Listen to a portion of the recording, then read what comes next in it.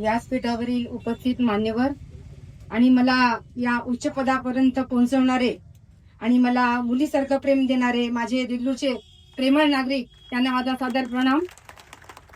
तुम्हा सर्वांच्या मेहनतीमुळे आणि आशीर्वादामुळेच लोकनियुक्त पहिली महिला नगराध्यक्षा म्हणून मला जो सन्मान मिळाला त्याकरता तुमच्या सेवेसाठी मी इथे आज सज्ज उभी आहे. ही निवडणूक माननीय लोकनेते प्रताप पाटील चिखलीकर, स्थानिक पातळीवर माझे बंधू श्री लक्ष्मीकांत पदमवार व माझे पती श्री बालाजीराव टेकाळे यांच्या नेतृत्वात झाली. मला हे यश कीर्ती मिळाली यापेक्षा जास्त आनंद मला याचा होतोय की मी देगलूरची सेवा करण्यास पात्र ठरले, योग्य ठरले. या निवडणुकीमध्ये निवडून आलेल्या सर्व नगरसेवक बंधू भगिनींचे मी स्वागत करते. पण अनेकांना यामध्ये निराशा मिळाली, पण त्यांनी या गोष्टीचं दुःख करत बसू नये, कारण की त्यांच्या प्रयत्नामुळे आज त्यांची ही बहीण या उच्च पदापर्यंत पोहोचू शकली. याचा त्यांना आनंदात वाटावा. तुमची साथ, तुमचे मार्गदर्शन मला वेळोवेळी उपयोगी पडेल.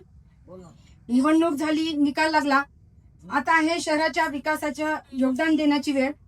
तुम्ही कुठल्याही पदावर नसलात तरीही प्रभागातील विकास कामात मदतीचा हात मला नक्कीच द्याल याची मला पूर्ण खात्री आहे. आपण सर्वजण मिळून देगलूरचा विकास उत्तमरित्या करूनच दाखवू. कुणीही कुठलाही विरोध न करता, कुठलाही मतभेद मनात न ठेवता फक्त देगलूर एक सुंदर शहर कसं बनवता येईल हाच विचार करावा आणि देगलूर मधील सर्व नागरिकांनी आपापल्या प्रभागातील सर्व समस्यावर, नगरसेवकांनी आपल्या प्रभागातील सर्व समस्यावर जातीने लक्ष द्यावे. कुठे कुठे खेडेगाव एक आदर्श गाव झालेले आपण अनेक ठिकाणी पाहतो. तेथील सर्व लोक संघटित होऊन एकोप्याने हे कार्य साध्य करतात. मग आपण का करू शकत नाही? फक्त एकट्या स्वतःचा स्वार्थ न पाहता जनतेने पूर्ण शहराचा विचार करावा, तरच आपण हे कार्य करू शकू.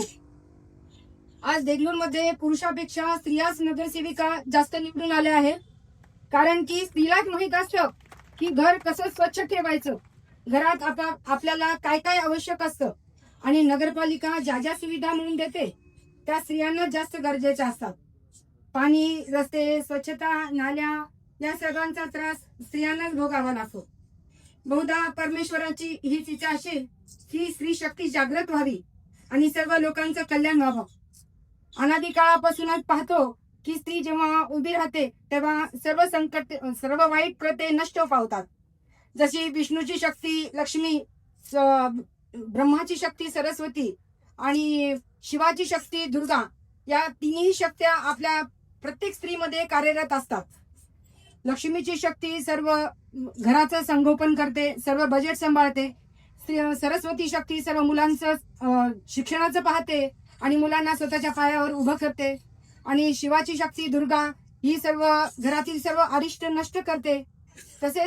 तशीच पूर्ण शक्ती आपल्या स्त्रियांमध्ये कार्यरत असतात.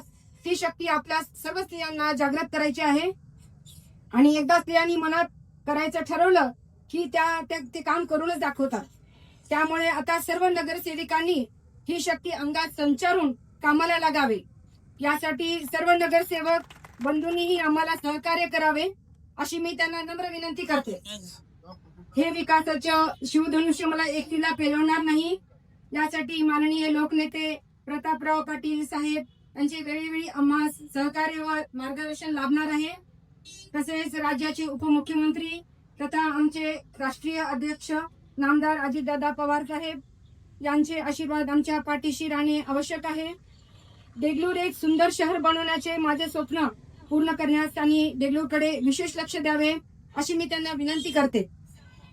संतांची पुण्यभूमी असलेल्या या देगलूर शहराच्या सेवेचं हे पुण्यकर्म मला परमेश्वराने दिलं, त्यासाठी त्यांनीच मला बळ द्यावं आणि तुम्हा सर्वांचा आशीर्वाद माझ्या पाठीशी असावा ही देवाजवळ प्रार्थना करते.